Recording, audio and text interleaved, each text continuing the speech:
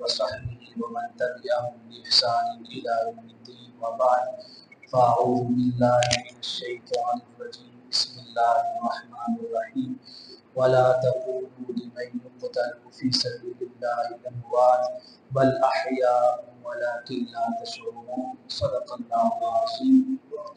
اللہ رب العزت کے فضل و کرم سے، اس کی توفیق کے خاص سے ہم سب لوگ شاہد لطیف صاحب کی طرف سے پنجتن پاک کے نام سے ایک خوبصورت بزم پاک سجائی گئی محفل پاک کا اہتمام کیا گیا، خصوصاً ذکر شہادت امام علی مقام امام حسین رضی اللہ تعالیٰ عنہ وعلیہ السلام اور ذکر شہداء کربلا رضوان اللہ تعالیٰ علیہ اجمعین وعلیہ السلام جمیعا آپ کی یاد میں انعقاد پذیر ہے۔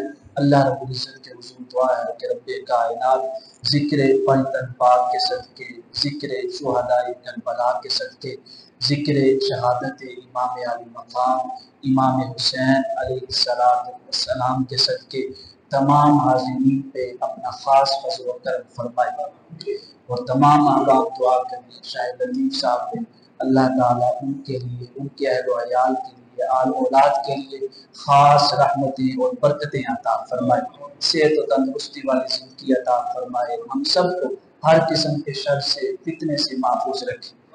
جو آیت مبارکہ میں نے آپ کے سامنے تلاوت کی ہے یہ سورہ بقرہ کی ہے۔ فرمایا وَلَا تَقُولُوا، زبان سے نہیں کہنا ہے، لِمَن يُقْتَلُ فِي سَبِيلِ اللَّهِ، جو اللہ کی راہ میں قتل کر دیے جائے، جو اللہ کی راہ میں ہم اپنی زبان میں ادباً بولتے ہیں شہید کر دیے جائیں، کیا نہ کہیں، فرمایا اموات، مردہ نہ کہا ہو کہ وہ مردہ ہو، تو مولا کیا کہیں، فرمایا بل احیاء، وہی تو زندہ ہے، وہی تو زندہ ہے، ولیکن لا تشعرون، لیکن تمہیں ان کی زندگیوں کا شعور نہیں ہے، کیونکہ تم نے کبھی کسی جزید کے سامنے کلمہ حق بلند نہیں کیا، کبھی کسی جزید کے سامنے ڈٹے نہیں، کسی جزید کے دربار میں کھڑے ہو کے یہ نہیں کہا لا الہ الا اللہ، ہم صرف اس کی بات مانیں گے جو ہمارا ارادہ ہے۔ فرمایا جو جزید کے سامنے جس نے کبھی کلمہ حق بلند ہی نہیں کیا وہ زندہ ہو کر بھی مردہ ہے، اور جس نے جزید کے سامنے کلمہ حق بلند کیا ہے وہ کربلا میں سر ٹکا کر بھی زندہ ہے، ولیکن لا تشعرون، لیکن تمہیں ان کی زندگیوں کا شعور نہیں۔ یہاں پہ فرمایا زبان سے نہ کہو۔ سورہ آل عمران میں اور بھی کمال ہو، فرمایا وَلَا تَحْسَبَنَّ الَّذِينَ قُتِلُوا فِي سَبِيلِ اللَّهِ أَمْوَاتًا، وہاں ہے زبان سے نہ کہو، یہاں پہ ہے ذہنوں کے اندر گمان بھی نہ ہو، خیال بھی پیدا نہ ہو، یہ ہو بھی کیسے سکتا ہے کہ گمان پیدا ہو جائے کہ جو ہماری راہ میں مار دیے جائیں، شہید کر دیے جائیں، تو ان کے بارے میں گمان کرو کہ وہ مر گئے، نہ نہ نہ، فرمایا بل احیاء عند ربہم، وہ اپنے رب کے ہاں زندہ ہے، یرزقون، انہیں رزق دیا جاتا ہے، اور ایک اور آیت مبارکہ میں فرمایا ان سے جو رزق کا سوال کرتے ہیں وہ اس رزق کو تقسیم بھی کرتے ہیں۔ ذرا اندازہ لگائیں، آپ ذرا امیجن تو کریں، ہر طرف جزیدیوں کی حکومت، مدینہ منورہ کا گورنر کون ہے؟ جزید کا کزن، جزید کا کزن حضرت معاویہ رضی اللہ تعالیٰ عنہ کا بھتیجا ولید ابن عتبہ ابن ابی سفیان، عتبہ کس کا بھائی؟ حضرت معاویہ کزن۔ ادھر آپ دیکھیں کوفہ کے اندر ہے نعمان ابن بشیر رضی اللہ تعالیٰ حضور کے صحابی، ان کو ہٹا کے کس کو لگایا گیا؟ ابن زیاد کو۔ دیگر جگہوں پہ دیکھیں سارے جزیدی، اور مدینہ کے اندر ولید ابن عتبہ کی نگرانی کرنے والا، نگہبانی کرنے والا کون؟ مروان ابن حکم۔ یہ مروان ایسے دور میں جب ہر طرف جزیدی جزیدی، آپ سوچ نہیں سکتے ہیں، آپ تصور کر سکتے ہیں؟ میں آپ کو صرف ایک حدیث سناتا ہوں سیدنا ابو ہریرہ رضی اللہ تعالیٰ عنہ سے، بخاری شریف کی حدیث ہے پاک۔ آپ فرماتے ہیں حفظت من رسول اللہ صلی اللہ علیہ وسلم ضیاءین، میں نے آقا کریم علیہ السلام سے دو طرح کا علم حاصل کیا، دو طرح کا علم جو ہے در مصطفیٰ سے مجھے ملا ہے۔ ایک علم کیا ہے؟ فرمایا فَأَمَّا أَحَدُهُمَا فَبَصَصْتُ، اس میں سے ایک علم ایسا ہے میں تمہارے سامنے بیان کرتا ہوں کون سی شے حلال ہے کون سی شے حرام ہے۔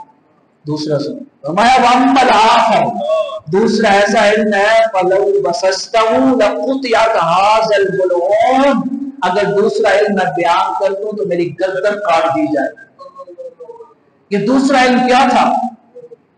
آقا کریم علیہ السلام سے جو علم کی خیرات ملی ہے نا، وہ سارے کا سارا علم ہم تک نہیں پہنچا ہے۔ دوسرا علم یہ تھا کہ آقا کریم علیہ السلام نے حضرت ابو ہریرہ رضی اللہ تعالیٰ عنہ کو دیگر صحابہ کرام کو ہر دور کے جزید کا نام بتا دیا تھا۔ میں صرف جزید ابن معاویہ کی بات نہیں کر رہا ہوں، ملعون کی، ہر دور کے جزید کا نام آقا کریم علیہ السلام نے بتا دیا تھا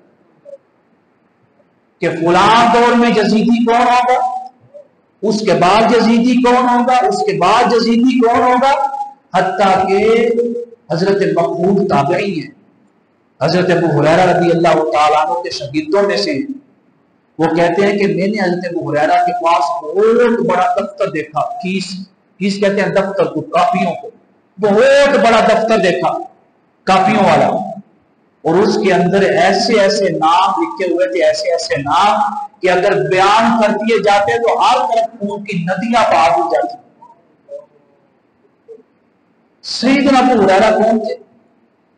بتائیں، صحابی رسول، وہ بھی وقت کے جزیدوں کا نام نہیں لے رہے۔ کیوں نہیں لے رہے؟ فرمایا اگر نام لے دوں گا تو میرا تو سر کٹے گا ہی کٹے گا، جتنے میرے سامنے بیٹھے ہوں گے ان کے بھی سر کٹیں گے کہ تمہارے سامنے ہمارا نام لیا گیا۔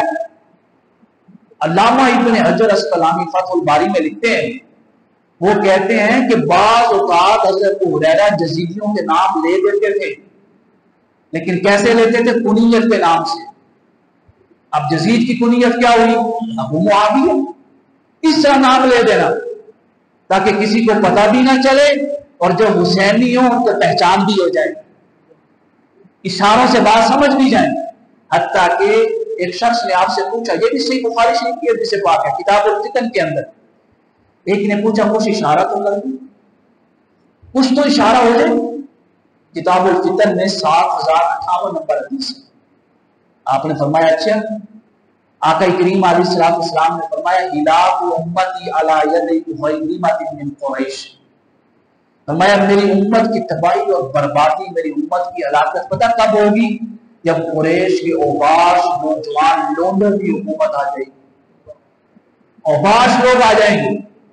مروان اسی مجلس میں بیٹھا ہوا، اسی مجلس میں جب حضرت ابو ہریرہ رضی اللہ تعالیٰ عنہ یہ درس دے رہے تھے، مروان نے اسی ٹائم کہا لعنت اللہ علیہ، منافقت بھی ہوتی ہے، ان پر اللہ کی لعنت ہو۔ حضرت ابو ہریرہ رضی اللہ تعالیٰ عنہ جلال میں آ گئے، آپ نے فرمایا مروان لعنت کرتے ہیں، لو شئت ان تسمیہم بنی فلان و بنی فلان و بنی فلان، اگر تو چاہے نا میں ایک ایک کا نام بھی لے سکتا ہوں، ایک ایک کا قبیلہ بھی بتا سکتا ہوں، ایک ایک کا خاندان بھی بتا سکتا ہوں، اور ایک ایک کا دور حکومت بھی بتا سکتا ہوں۔ نہیں بتایا۔ اندازہ کریں کتنا بڑا ظلم ہو رہا تھا کہ حضرت ابو ہریرہ رضی اللہ تعالیٰ عنہ جیسے جلیل القدر صحابہ کرام بھی خاموش تھے کہ نام نہیں لینا۔ آپ نے کوئی بھی اشارہ کیا، آپ اکثر یہ دعا کیا کرتے تھے، اعوذ باللہ من رأس الستین و امارت الصبیان یشیر الی یزید بن معاویہ۔ آپ دعا کرتے تھے یا اللہ 60 ہجری جب شروع ہونا اس سے پہلے پہلے مجھے اٹھا لینا، اور جب ان اوباش لونڈوں کی حکومت آئے نا ان کی حکومت سے پہلے پہلے مجھے زمین سے اٹھا لینا۔ اللہ نے آپ کی دعا قبول فرمائی۔ ادھر 60 ہجری ابھی شروع نہیں ہوئی، شروع ہونے والی ہے، 59 ہجری کا آخری سال چل رہا ہے، حضرت ابو ہریرہ رضی اللہ تعالیٰ عنہ کا وصال ہو گیا۔ اب سنتے آئیے، اب ہم ترتیب سے شروع کرتے ہیں۔ حضرت معاویہ رضی اللہ تعالیٰ عنہ نے اپنے دور ہی میں ہر طرف اعلان کر دیا، جب دیکھا نا کہ میرے بعد یزید کو حکومت نہیں ملے گی، خطرے میں نظر آ رہی ہے، خلفائے راشدین کے بعد ہر دور میں لوگوں کی یہ خواہش تھی کہ اہل بیت حکومت کریں، اور اہل بیت میں سے بھی صرف وہ جو حسنی اور حسینی ہو، کوئی اور نہیں، صرف فاطمی یتیمی لوگ نہیں، حسنی اور حسینی لوگ جو ہے حکومت کریں۔ فاطمی نسبت رکھنے والے نہیں، اصلی جو فاطمی ہے نسبی طور پہ وہ حکومت کریں۔ تو جس دور میں بھی اہل بیت کا کوئی بھی فرد جس کی طرف لوگ جمع ہوئے، انہوں نے ان کو شہید کروا دیا۔ یہ جو ہم 12 اماموں کے نام سنتے ہیں نا، ان میں سے 11 کے ساتھ کیا ہوا؟ شہید کر دیے۔ صرف اسی وجہ سے شہید کر دیے گئے کہ لوگ ان کی حکومت چاہتے تھے۔ جب یہ دیکھا نا کہ میرے باپ تو یزید کی کوئی بیعت نہیں کرے گا، حکومت میں سارے بیٹھے ہیں، تختوں پہ سارے بیٹھے ہوئے ہیں، لیکن ڈر پھر کس کا ہے؟ عوام کا ہے کہ عوام کس کے ساتھ کھڑی ہوگی؟ اہل بیت کے ساتھ کھڑی ہو جائے گی۔ عوام کس کے ساتھ کھڑی ہو جائے گی؟ حسین کے ساتھ کھڑی ہو جائے گی۔ اس نے کیا کیا؟ انہوں نے بیعت کروائی۔ مدینہ منورہ کے اندر انہوں نے خط بھیجا کہ یزید کے نام کی بیعت لی جائے۔ 5 لوگوں نے بیعت نہیں کی تھی، 5 لوگوں۔ ان 5 میں سے سب سے پہلے امام حسین، اس کے بعد عبداللہ ابن زبیر، نمبر 3 پہ عبد الرحمن ابن ابی بکر، سیدنا ابوبکر صدیق رضی اللہ تعالیٰ عنہ کے ساتھ جاتے۔ اس کے بعد چوتھے نمبر حضرت عبداللہ ابن عمر، اور 5ویں نمبر پہ حضرت عبداللہ ابن عباس۔ 5 لوگوں نے حضرت معاویہ رضی اللہ تعالیٰ عنہ کے دور حکومت میں بھی یزید کی بیعت کا انکار کر دیا، فرمایا ہم یزید کی بیعت نہیں کریں گے۔ جب آپ کے وصال کا وقت قریب آیا نا، آپ نے یزید ملعون سے کہا، حضرت معاویہ نے، کہ سب سے پہلے مدینہ منورہ کے اندر خط بھیجنا اور ان 4 لوگوں سے بیعت لینی ہے، 4 لوگوں سے۔ 5 میں فوت ہو گئے تھے، عبد الرحمن ابن ابی بکر، یہ فوت ہو گئے۔ خط میں یہ لکھا یزید نے ولید ابن عتبہ کے نام سے کہ ان 4 سے بیعت لی جائے، نام لکھے گئے اس کے اندر۔ خط پہنچا ولید ابن عتبہ کے پاس، رات کا ٹائم ہے، مروان بھی ساتھ بیٹھا ہوا ہے، خط پڑھا گیا۔ ولید ابن عتبہ نے اس ٹائم پتہ کس کو بھیجا؟ عبداللہ ابن عمر ابن عثمان ابن عفان، چھوٹے سے بچے تھے، زیادہ عمر نہیں تھی، ان کو بھیجا رات کے وقت۔ اور رات کے وقت میں امام حسین اور حضرت عبداللہ ابن زبیر رضی اللہ تعالیٰ عنہ دونوں مسجد نبوی کے سیر میں موجود تھے۔ رات کا ٹائم تھا۔ جب یہ بچہ آیا نا بلانے کے لیے اور کہا حسین اور ابن زبیر تم دونوں کو ولید ابن عتبہ بلا رہے، امام حسین نے فرمایا ابن زبیر سے رضی اللہ تعالیٰ عنہ سے کہ اس ٹائم تو کبھی بھی ولید لوگوں کے لیے نہیں بیٹھا ہے، ہمیں کیوں بلا رہا ہے؟ لگتا ہے کوئی خاص مسئلہ ہے۔ اس ٹائم خبر پہنچ چکی تھی آپ تک کہ حضرت معاویہ رضی اللہ تعالیٰ عنہ کا وصال ہو گیا۔ آپ نے فرمایا ہو نہیں سکتا، کسی اور کے لیے نہیں بلکہ بیعت کے لیے بلایا جا رہا ہے، کیا کیا جائے؟ حضرت عبداللہ ابن زبیر نے کہا ابھی نہیں جاتے ہیں۔ امام حسین نے کہا نہیں جانا تو ہوگا، اگر اب نہیں گئے تو لوگ کیا کہیں گے حسین ڈر کے نہیں گیا تھا، رات کے پیر میں ڈر گیا چھپ گیا نہیں، فرمایا جانا ابھی ہوگا، کہتا کیا وہ بعد میں دیکھیں گے۔ عبداللہ ابن زبیر نے کہا اے حسین پھر بھی خطرہ ہے، ہم نے بیعت کا انکار کیا ہوا، اب تو یزید کی بیعت پھر بھی نہیں کر سکتے، ہم نے معاویہ کے کہنے پہ نہیں کیا تو آپ کیسے کر سکتے؟ اکیلے نہ جائیں۔ آپ نے اپنے سارے خانوادے کو جمع کیا، آئے آئے روئے زمین پر حسین ترین خاندان، خوبصورت خاندان، گلدستہ نبوت، باغ نبوت کے پھول ہیں، تر و تازہ پھول، سارے ساتھ ہو لیے۔ آپ نے فرمایا تم سب نے باہر کھڑے ہونا، اندر صرف میں اکیلا جاؤں، اگر آوازیں بلند ہوئی تو تم لوگوں نے اندر داخل ہونا ہے۔ اس کے بعد کیا ہوا؟ آپ وہاں پہ پہنچے، ولید ابن عتبہ نے یزید کا خط پڑھ کے سنایا کہ بیعت کریں، بیعت کا حکم دیا گیا، اگر آپ بیعت نہیں کریں گے تو سختی کی جائے گی۔ آپ نے فرمایا ابھی تو رات کا اندھیرا ہے، دن کا اجالا ہو لینے دو، لوگوں کے سامنے بیعت کرنا۔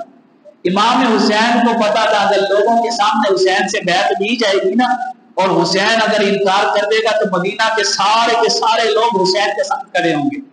یزید کو یہی ڈر تھا، اور ہر دور کے یزید کو یہی ڈر رہتا ہے کہ جس کے ساتھ عوام ہو اس کو کچل دیا جائے، تاکہ عوام سر ہی نہ اٹھا سکے، اس کو ڈرایا اور دھمکایا جائے۔ سب سے پہلا کام یہ کس نے کیا؟ یزید نے کیا کہ حسین کے ساتھ مدینہ کی عوام ہے، حسین کے ساتھ کوفہ کی عوام ہے، حسین کے ساتھ مکہ مکرمہ کی عوام ہے. آپ نے فرمایا دن کا اجالا ہو جانے تو ہم دن کے اجالے میں فیصلہ کریں گے کہ ہم نے یزید کی بیعت کرنی ہے یا نہیں کرنی. آپ نکل آئے بھائی. ولید ابن عتبہ نے کچھ نہیں کہا. مروان بدبخت وہاں بیٹھا ہوا تھا. کسی نے کہا ولید تو نے حسین کو جانے دیا؟ حسین کے بارے میں خط کے اندر لکھا ہوا ہے کہ سختی سے بیعت لینی ہے، اور اگر اس نے بیعت نہیں کرتا ہے تو مروان نے کہا ولید تیری تلوار کیا زنگ آلود ہو چکی ہے؟ ایک حسین سے بیعت نہیں لے سکی؟ آپ اس کا اندازہ کریں کس طرح کا سبق پڑھا رہی ہے ولید ابن عتبہ کو. ولید ابن عتبہ نے جواب دیا کہ میں پسند نہیں کرتا ہوں کہ میری تلوار آل رسول کے خون سے رنگ جائے، میں یہ پسند نہیں کرتا ہوں. اس نے خط لکھ دیا یزید کو. پہلا دن گزر گیا، دوسرا دن گزر گیا، تیسرا دن جب آیا، جب پتہ چلا کہ یزید کی طرف سے خط آ چکا ہے اور مدینہ کے اندر کہیں ایسا نہ ہو کہ خون ریزی ہو جائے اور جنگ شروع ہو جائے، امام حسین علیہ السلام نے فیصلہ کیا. عبداللہ ابن زبیر کو نکل چکے تھے مکہ مکرمہ کی طرف. امام حسین نے فیصلہ کر لیا کہ میں نہیں چاہتا کہ میری وجہ سے میرے نانا جان کے شہر پاک کے اندر خون ریزی ہو، خون بہایا جائے. اس مدینہ پاک کا تقدس پامال. آپ نے کچھ دیکھا؟ کوئی غور کریں یزیدی لوگوں کی نفسیات کیا ہوتی ہیں. کیا ہم نے صرف واقعہ کربلا بطور کہانی پڑھنا اور سنانا ہے؟ یہاں دیکھیں اس کی نفسیات یزید کی، مروان کی، اور وہاں پہ جو حکومتی لوگ تھے مدینہ منورہ کے اندر ان کی نفسیات کیا ہے. ان کی نفسیات یہ ہے کہ ہم نے ہر حالت میں تخت حاصل کرنا ہے، ہر حالت میں طاقت اور قوت حاصل کرنی ہے، چاہے مدینہ رسول کا تقدس پامال ہی کیوں نہ ہو. ان کے نزدیک کسی شہر کا کوئی تقدس نہیں ہوتا ہے، کسی شہر کا کوئی. اگر یار کوئی تقدس یا احترام ہوتا تو سب سے بڑا تقدس اور احترام کیا ہے؟ مدینہ منورہ سے بھی بڑھ کر آل رسول کا احترام ہے، اہل بیت مصطفیٰ کا احترام ہے. یہ واقعہ کربلا کی ابتدا ہی یہی بتا رہی ہے کہ ہر دور کے یزید کو اگر پہچاننا ہو تو اس کا سب سے پہلا اور بڑا مقصد یہی ہے کہ طاقت حاصل کرے، چاہے کسی کی عزت لوٹی جا رہی ہے، چاہے کسی کے در کی عزت پہ پامال کیا جا رہا ہے، چاہے کسی کی چار دیواری پہ پھیلانا جا رہا ہے. اس سے بھی بڑھ کر فرمایا وہ مدینہ رسول کے تقدس کو بھی نہیں دیکھتا ہے. اس سے بھی بڑھ کر یزیدیت کی پہچان یہ ہے کہ اس کے دور میں ایک کربلا نہیں کئی کربلا پذیر ہو جائیں گے. یہ یزیدیوں کی نفار دور میں آل رسول کے ساتھ. آپ وہاں سے چلے. ولید ابن عتبہ نے کوئی ایکشن نہیں لیا. اس کے دل میں اہل بیت کی محبت تھی. اس کے بعد اس کو معزول کر دیا گیا. ولید ابن عتبہ ہر دور کے یزید کو وہ چاہیے جو اس کی ہر خواہش کو پورا کرے، جو اس کے ہر ہدف کو پورا کرے. کسی کی جان جاتی ہے چلی جائے، اس کو اپنی حکومت چاہیے. امام حسین علیہ السلام سارے خانوادے کے ساتھ اللہ تسلط کرے. ہمیں اپنا گھر چھوڑنا پڑ جائے گا. میں آپ کو بتاتا ہوں سب لوگ سنے تو میرے کزن ہیں بڑے پولیس میں بڑے افسر ہیں، تو میں ان سے پوچھا کہ یار نوکری کرتے ہیں تو یار شرم جینا یہ ہونی چاہیے نے.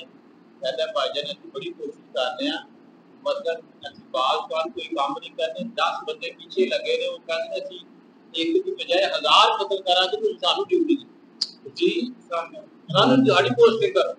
کہتا ہے بے شمار لوگ لائنوں میں کھڑے ہوئے ہیں کہ ہم جو کہیں گے وہ کہیں گے، اس سے بھی زیادہ کر کے دکھائیں گے. ہر دور حتیٰ کہ حضور نبی کریم علیہ السلام نے فرمایا علامات قیامت میں سے کیا ہے کہ قاتل کو پتہ نہیں ہوگا کہ میں قتل کیوں کر رہا ہوں، اور مقتول کو معلوم نہیں ہوگا کہ مجھے قتل کیوں کیا گیا ہے.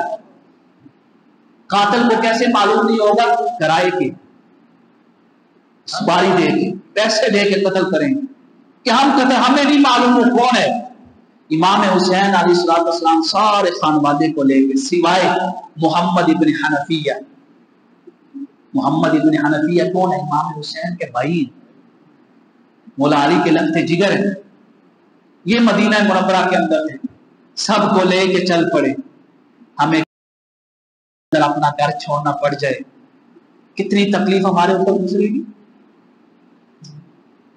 ارے صرف مرد حضرات نہیں اہل بیت کے، میرے آقا کریم علیہ الصلوۃ والسلام کی شہزادی ہیں، اس شہر کو چھوڑ رہی ہیں جو جس شہر کے وہ مالک تھے. جس شہر کے ہم زیارت کے لیے اتنے ترستے ہیں، اس شہر کو اس کے اہل بیت اس شہر کو چھوڑ رہے ہیں. امت ساری مدینہ منورہ کی طرف جا رہی ہے. کیا دیکھنا ہے؟ گنبد خضرا کو دیکھنا ہے. اور گنبد خضرا کے اندر جو امام الانبیاء تشریف فرما ہے، وہ جن کو دیکھنا چاہتے ہیں وہ مدینہ منورہ چھوڑ رہے ہیں. یہاں پہ شاعر نے کہا ہے حسین ابن حیدر تیرا زمانہ یاد ہے، چھوڑ کر طیبہ تیرا کربل کو جانا یاد ہے، سجدے میں آقا کے کندھوں پہ چڑھنا آپ کا اور سرکار کا سجدے سے سر نہ اٹھانا یاد ہے قرآن سے نسبت تیری، تو ناطق قرآن اور نو کے نیزے پہ تیرا قرآن سنانا یاد ہے.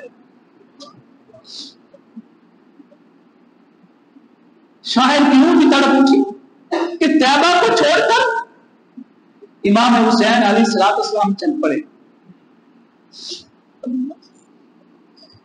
ہم تصور نہیں کر سکتے. کون جا رہا ہے؟ جنت کے نوجوانوں کا سردار جا رہا ہے. یہ سرداری میں نے اور آپ نے نہیں دی، یہ سرداری اس نے دی ہے جن کے در سے سرداری ملتی ہے. کون جا رہا ہے؟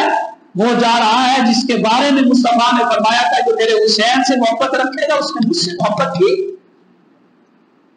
کون جا رہا ہے مدینہ منورہ کو چھوڑ کر جس کو دیکھنے کے لیے میرے آقا کریم علیہ الصلوۃ والسلام سفر مبارک سے آتے تو سب سے پہلے سیدھا کائنات کے در میں جاتے تھے کہ حسن حسین کو دیکھ لیں. میرے دوستو، مدینہ منورہ کو چھوڑ کے کون جا رہا ہے جس کے بارے میں میرے مصطفیٰ کریم نے فرمایا ریحانۃ یا فی الدنیا والآخرہ، اگر میری خوشبو لینی ہو تو میرے حسین سے لے لیا کرو. آپ اندازہ کر سکتے ہیں کون جا رہا ہے مدینہ منورہ کو چھوڑ کے؟ کون جا رہا ہے جن کو میرے آقا کریم علیہ الصلوۃ والسلام ایسے گود میں لے کے ایسے اپنی چھاتی مبارک کے ساتھ ایسے لگاتے تھے، ایسے سینہ مبارک کے ساتھ ایسے دباتے اور کہتے تھے لوگوں کو احب اللہ من احب حسینا، جو حسین کو محبوب بنا لے گا اللہ اس کو اپنا محبوب بنا لے گا. کون جا رہا ہے مدینہ منورہ کو چھوڑ کر؟ وہ جا رہا ہے جو میرے مصطفیٰ کریم علیہ الصلوۃ والسلام کی زبان مبارکہ کو چوسا کرتے تھے. ارے مدینہ کی سرزمین بھی تڑپ اٹھی ہوگی، آسمان کے فرشتے بھی تڑپ اٹھے ہوں گے. مولا کچھ تو کر، مولا اپنا حکم تو جاری کر.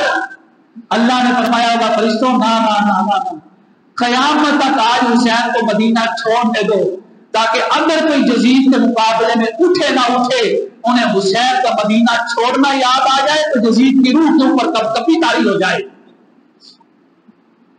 مصطفیٰ کا گھرانہ امتحان کے لیے نہیں کر رہا ہے. آگے چلتے جا رہے ہیں. جو لوگ کہتے ہیں کہ فرات سے پانی نہیں ملا، نہیں ملا، آپ نے اختیاری طور سے پانی نہیں پیا، انہوں نے روک لیا. وہاں پہ اگر کرامت دکھانا چاہتے تو وہیں سے پانی کے چشمے جاری ہو جاتے. رستے میں ایک شخص تھا حضرت عبداللہ ابن موتی، حضور کے خاندان سے آل پاک سے بڑی محبت میں بڑی، لیکن شاید یہ جملہ بولنے سے زیادہ وضاحت ہو گئی. ہمیں حضور کے ساتھ جو محبت ہے نا، ہم میں سے اکثر لوگوں کو وہ کوفیوں والی محبت ہے. کوفیوں والی محبت کا معنی کیا ہے؟ دل اہل بیت کے ساتھ ہے، زبان اور تلواریں یزیدیوں کے ساتھ ہیں.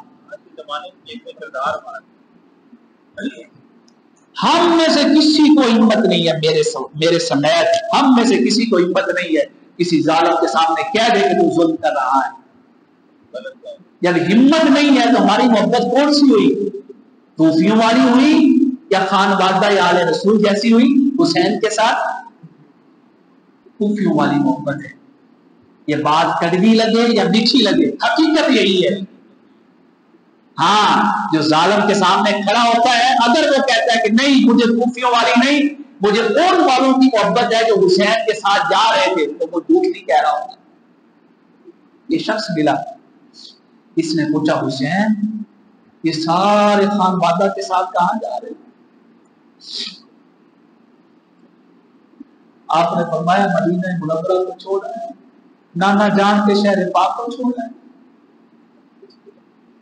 جزید بیعت لینا چاہتا ہے، جزید کے ڈر سے نہیں نکلا ہوں، مدینہ منورہ کے تقدس و احترام کے لیے نکلا ہوں، کہ وہ پامال نہ ہو جائے۔ وہ کنواں کھود رہا تھا، کنواں کافی دن گزر گئے، کنواں خود ہی جا رہا ہے، خود ہی جا رہا ہے، خود ہی جا رہا ہے، کنویں سے پانی اوپر نہیں آ رہا۔ ہم جب کوئی شاید کھودتے ہیں نا، تھوڑا سا پانی ڈالتے نہیں ڈالتے کہ یہ پانی نیچے والے پانی سے ملے گا تو پریشر مار ڈالتے ہیں، وہ چاہے پریشر مارے نہ مارے، امید تو ہوتی ہے نا اس پانی کی۔ جیسے یہ بور کرتے ہیں، پانی ڈالتے ہی نہیں ڈالتے، تھوڑا موٹا پانی ڈالتے رہتے ہیں۔ اس کے پاس پانی پڑا ہوا تھا۔ امام علی مقام امام حسین علیہ السلام نے فرمایا ابن موتی یہ پانی تو دے۔ جب پانی دیا آپ نے اس سے کلی کی، کلی کرنے کے بعد نا وہ مبارک پانی آپ نے اس کے برتن میں ڈال دیا۔ اللہ اکبر، جو کہتے ہیں خراب تھے حسین کو پانی نہیں ملا، تم کہتے ہو حسین بخشوائے گا جو اپنے لیے پانی نہیں لے سکا، بدبختو۔ آپ نے فرمایا ابن موتی اس پانی کو اب کنویں کے اندر ڈال۔ ایسے لگ رہا تھا جیسے وہ کنواں احمد حسین کا انتظار کر رہا ہو، جیسے اس کنویں نے دعا کی ہو مولا میرا پانی تب اوپر آئے ہمیں خبر یہ پہنچی ہے حسین کے قدموں کی آہٹ کی آواز آ رہی ہے۔ خان وادہ آل رسول کے چلنے کیا۔ ابن موتی نے وہی پانی ڈالا۔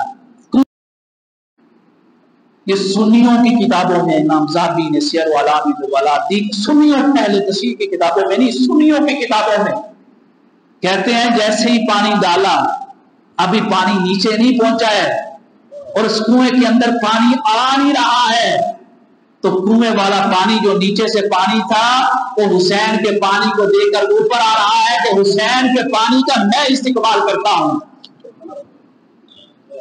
یہ تو بے ادبی ہے نا کہ کنویں کا پانی بعد میں پہنچے اور حسین کا پانی پہلے نیچے اس کے پاس پہنچے۔ کنویں نے دعا کی ہوگی مولا نہیں، آج لوگوں کو میں سمجھا دوں کہ حسین کا مقام کیا ہے، حسین کی عزت احترام اور مقام کا عالم کیا ہوگا۔ ایک کنواں حسین کے گھونٹوں کے ساتھ مست ہونے والے پانی کا استعمال کرنے کے لیے اوپر آ رہا ہے۔ کہتے ہیں اس کنویں کا پانی کھا رہا تھا، ایک اوپر نہیں آ رہا تھا، جب اوپر آیا عبداللہ ابن موتی کہتے ہیں جب میں نے اس کنویں کا پانی پیا تو اس کی مٹھاس ایسی تھی کہ جیسے وہ دنیا کا پانی ہو ہی نہ، ایسے لگ رہا تھا جیسے اللہ نے حکم دیا جنت ایک نہر یہاں سے ابن موتی کے کنویں کی طرف جاری کر دے، کیوں؟ میرے حسین کے ہونٹوں سے مست ہوا پانی اس کنویں کے اندر آ رہا ہے۔ اور حسین کون ہے؟ جنت کے سردار ہیں۔ وہاں سے چلے، ابن موتی نے عرض کیا سیدنا حسین آپ نہ جائیں۔ آپ نے فرمایا نہیں، مجھے آقا کریم علیہ السلام نے حکم دیا ہے اور یہ میرے اور حضور کے درمیان ایک راز ہے اور میں کسی کو بتا نہیں سکتا ہوں۔ آپ وہاں سے آگے چلیں۔ یقین کریں سنیوں کی کتابیں، سنیوں کی قافلہ چل رہا ہے، مکہ والوں کو جیسے جیسے پتہ چل رہا ہے نا کہ امام حسین کا قافلہ قریب آ رہا ہے، سارا مکہ امام حسین کے استقبال کے لیے باہر آ چکا تھا۔ ابن زبیر پہلے سے مکہ کے اندر موجود، ابن زبیر کو بھی چھوڑ دیا، ہر ایک کو چھوڑ کر سب کا سب اور سارے کا سارا مکہ کس کے استقبال کے لیے نکل رہا ہے؟ امام حسین کے استقبال کے لیے۔ امام ذہبی نے لکھا یقدمون الیہ، امام حسین کی طرف بڑھ رہے تھے، ویستمعون حوالیہ، اور حسین کی باتوں کو سن رہے تھے۔ امام حسین مجمع عام میں ایک استقبال کی صورت میں مکہ مکرمہ کی سرزمین پہ داخل ہوئے۔ سارا مکہ صبح سے لے کے شام تک اور شام سے لے کر صبح تک امام حسین کے ساتھ بیٹھے۔ ادھر کوفیوں کو پتا چلا जिनको आका करीम अलैहिस्सलाम के खानदान से बड़ा प्यार था, मोहब्बत तो थी, इसमें कोई शक नहीं। कूफी सबसे पहले सुलेमान इब्न सद के घर में जमा हुए, उन्होंने खत लिखा। वो खत जो है अब्दुल्ला इब्न सबा हमदानी और अब्दुल्ला इब्न वाल के हाथों में रुखसत कर दिया, रवाना कर दिया इमाम हुसैन की तरफ। 2 दिनों के बाद दूसरा खत लिखा। 3 दिनों के बाद जो है सारे कूफे वालों ने अपनी अपनी तरफ से खत लिखे और उन खतूत की तादाद इमाम इब्न असीर फरमाते हैं 150 हो गई थी। ये सारे खत पहुंचे। खत पहुंचने के बाद इसके अंदर 3 बातें थी। पहली बात, सैयदना हुसैन है, इमाम हुसैन, अब हमारा कोई इमाम नहीं है आपके अलावा, नंबर 1। नंबर 2, अब हम जो है नौमान इब्न बशीर के साथ ना तो नमाज जुमा अदा करते हैं, ना ही नमाज ईद अदा करते हैं। उस टाइम जो भी वजीर आला होता था, गवर्नर होता था, वो अपनी मस्जिद का इमाम होता था। और जब लोग उसके पीछे नमाज जुमा छोड़ देते या नमाज ईद छोड़ देते, उन लोगों की तरफ से ऐलान होता था कि हमने इसकी बैत को तोड़ दिया है, काम इसके पीछे ना नमाज जुमा पढ़ेंगे ना नमाज ईद पढ़ेंगे। अगर आप आते हैं तो हम कूफा से इनको निकाल देंगे और शाम की तरफ भेज देंगे। इमाम हुसैन ने जवाब में जो बातें लिखी ना, वो सुनने वाले, ये है असल हुसैनी हुकूमत। इमाम हुसैन ने जवाब में खत लिखा इमाम हुसैन इब्न अकील को रुखसत करते हुए। ये अलग से हम वाकया बयान करेंगे। इमाम हुसैन इब्न अकील खत लिखा, उस खत के अंदर 3 बातें थी। फरमाया कूफा वालों, मुझे नहीं देखना कि मैं हुसैन इब्न अली हूं या मैं हुसैन इब्न बिन्त रसूलिल्लाह हूं या मैं हुसैन इब्न ज़हरा हूं या हुसैन इब्न रसूलिल्लाह हूं, मुझे ये नहीं देखना। फरमाया मल इमाम, दुनिया के अंदर कोई भी इमाम नहीं हो सकता, कोई भी साहिब हुकूमत नहीं हो सकता जब तक उसकी हुकूमत में 3 चीजें कायम ना हो जाए। ये इमाम हुसैन लिख रहे हैं, 3 चीजें, ये है हुसैनी हुकूमत। पहली चीज फरमाया जो इमाम है, इमाम मतलब जो हाकिम है, हुकूमत कर रहा है, अल-आमिलु बिल किताब, कुरान के लाए हुए निजाम को नाफिज करे। सबसे पहली चीज, अगर वो नाफिज कर रहा है तो उसको इमाम मानना। अगर वो नाफिज नहीं कर रहा, अगर वो हुसैन इब्न ज़हरा भी हो तो उसकी इमामत का भी इनकार कर देना। दूसरा क्या है? फरमाया वल काइमु बिल क़िस्ति, सही इमाम और सही हाकिम ये है जो अपनी रियासत के अंदर निजाम इंसाफ को कायम करे। तीसरी बात क्या लिखी? फरमाया वद्दाइनु बिदीनिल हक, साहिब हुकूमत शख्स वही है, हकीकी इमाम वही है, सही हाकिम वही है जिसकी सीरत और किरदार से लगे कि ये दीन मुस्तफा के ऊपर चल रहा है। ये खत रवाना किया। 8 ज़ुल्हिज्जा की तारीख आ रही है, सारे लोग इहराम बांध रहे हैं और इमाम हुसैन इहराम खोल रहे हैं। यहां से आगे क्या हुआ इंशाअल्लाह अल्लाह रब्बुल इज्जत की हुजूर दुआ है हम सब अहले बैत का जिक्र इसी तरह करने, अहले बैत की शान और अज़मत को इसी तरह बयान करने और आका करीम अलैहिस्सलाम की आले पाक की मोहब्बत के ऊपर इस्तिकामत भी अता फरमाए और इसी मोहब्बत के ऊपर हमें मौत भी अता फरमाए और इसी ज़ेर साया अहले बैत की मोहब्बत में अल्लाह ताला हमें निभाए हम्द के नीचे मैदान हशर में जमा भी फरमाए।